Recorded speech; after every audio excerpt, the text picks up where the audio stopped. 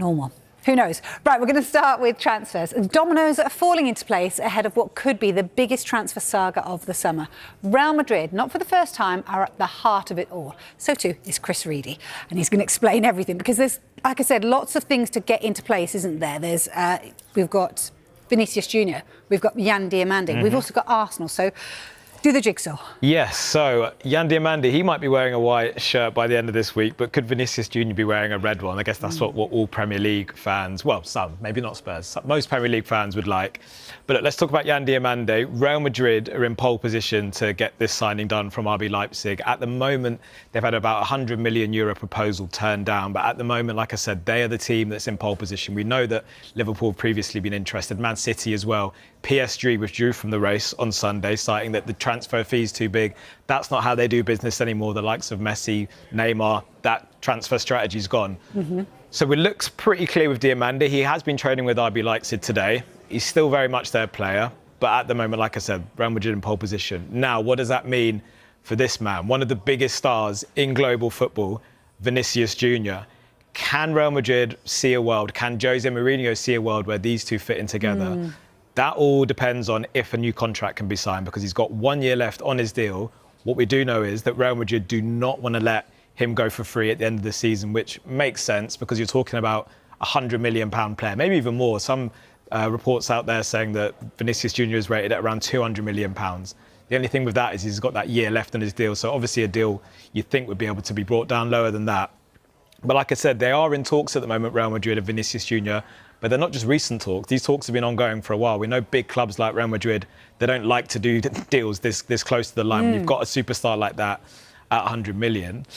What does it mean for Arsenal, though? It means that Arsenal are really, really interested in bringing Vinicius Junior to the Premier League if a deal can be done. Mikel Arteta and Berta, huge fans of Vinicius Junior. And because he's got that year left, it does mean that there is a possibility on the table where it could be done. At the moment, though, we think Vinicius, his preference would be to stay at Real Madrid. But if a deal can't be agreed, then Arsenal will try and get the player. However, we're talking about someone who's going to command a wage of about £450,000 to £500,000 a week. Now, Bukayo Saka, Declan Rice, they're Arsenal's most paid players at the moment. This would blow that out the water. But you're talking about, like I said, a Galactico, a real global star, and someone who Mikel Arteta is viewing as someone who can play in that left-wing position, because we know they missed out on Morgan Rogers. He was their number one target. He's gone to Chelsea for over 100 million. Might this be the new realistic proposition for Arsenal? It's going to be an interesting week following this one, I think. From Leonardo Trossard to Vinicius Junior. I mean, yeah. It's big, isn't it? Yeah, it is. Look, remarkable one, talented one. I mean, I don't know what you call him, but what about the special one? Because he's at the heart of this as well. So how does Jose Mourinho fit into all this? Yeah, it's going to be interesting because primarily these two players play in the same position on the left wing. But Real Madrid, the biggest club in the world, I think, can be argued, haven't won the Champions League for a while.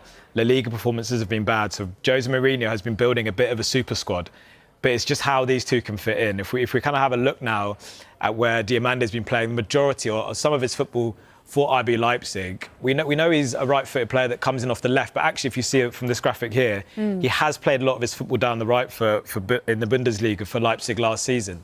So you could see a world where Vinny's here and Diomande's here. But you do think, actually, the way he plays, when you see a lot of his goals, the preference, I think, for Diomande will be to play on this left-hand side. But like we said, if you're trying to build this super squad who can go and win the Champions League, you need competition. Let's have a look where Diomande played his games in the World Cup, where he would have really come onto the big stage, where he would have been seen by a lot of our fans.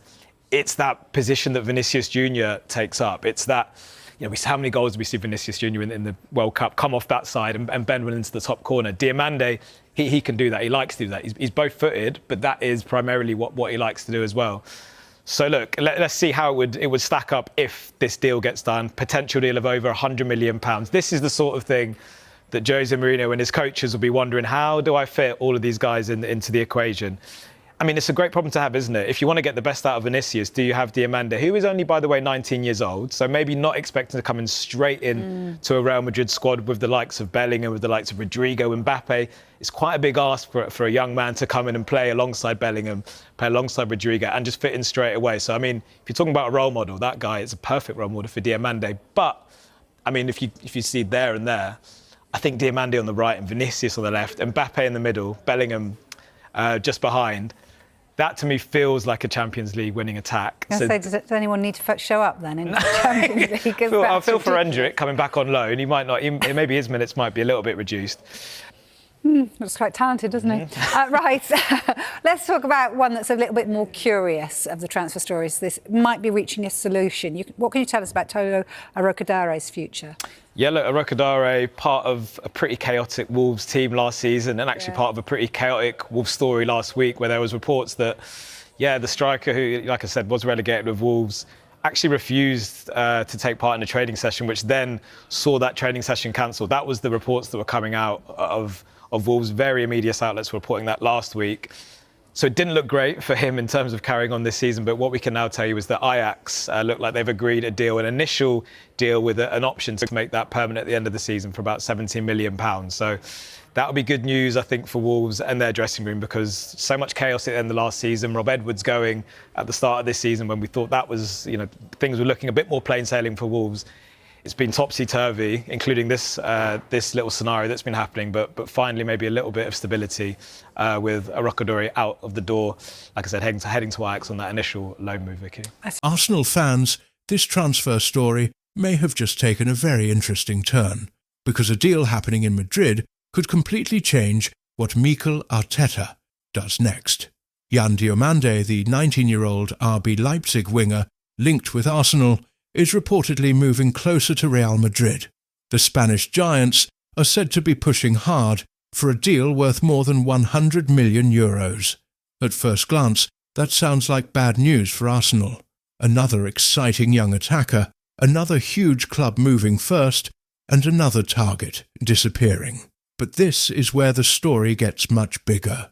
Diomande is not just any winger. He is quick, direct, confident in 1-versus-1 situations, and comfortable attacking from either side. He can start on the right, drift inside, or attack from the left, where Vinicius Junior has built his reputation. And that creates the question every Arsenal fan is asking. If Real Madrid spend more than €100 million on Diomande, what exactly does that mean for Vinicius? Let's be clear, there is no confirmed agreement for Vinicius to leave Madrid, and reports suggest his preference is still to stay. Jose Mourinho is also believed to want him in his squad, but contract talks have not produced a final resolution, and the Brazilian is approaching the final year of his deal. Real Madrid do not enjoy losing superstars for nothing, so if a new contract cannot be agreed, they may eventually have to decide: keep Vinicius and accept the risk, or listen to a huge offer while they can still demand a major fee. And that is where Arsenal enter the conversation. Reports have linked the Gunners with Vinicius, and it is easy to understand why. Arsenal already have structure, control, and technical quality. What they sometimes need is pure chaos. A player who receives the ball, attacks a defender, and changes the entire mood inside the stadium. Vinicius is exactly that kind of player.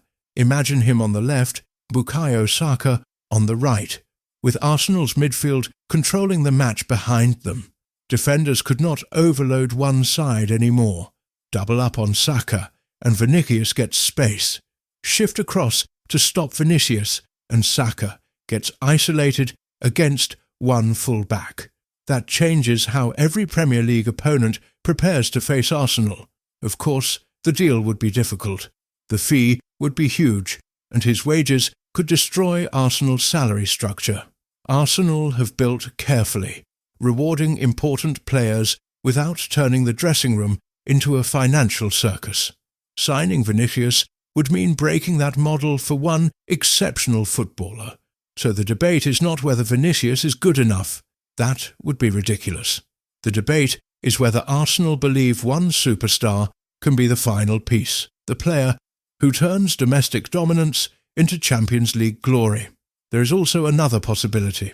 Real Madrid may see Diomande as a long-term option, rather than a direct replacement. He is only 19, can play from both wings, and could develop alongside Vinicius, rather than taking his place immediately. Madrid could line up with Vinicius on the left, Diomande on the right, Kylian Mbappe through the middle, and Jude Bellingham behind them. Honestly, That sounds less like a football team and more like someone has turned off financial fair play on career mode. But even if Madrid plan to keep everyone, elite squads create pressure.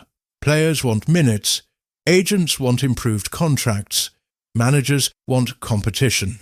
And once one major transfer happens, the entire market starts moving. That is why Arsenal fans should watch the Diomande deal closely.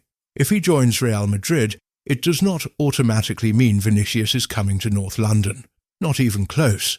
But it could create the first opening in a transfer story that looked completely impossible. And Arsenal are no longer a club that should be afraid of impossible conversations. They are Premier League champions, they are building for Europe, and they are searching for an attacker capable of taking an already brilliant side to another level. Maybe Diomande was one target, maybe Vinicius is the dream, or maybe Andrea Berta has another name waiting behind both of them. But one thing is certain, Real Madrid's next move could decide Arsenal's next move. So, Arsenal fans, would you break the wage structure for Vinicius Junior, or would you rather spend that money on 2 or 3 elite additions?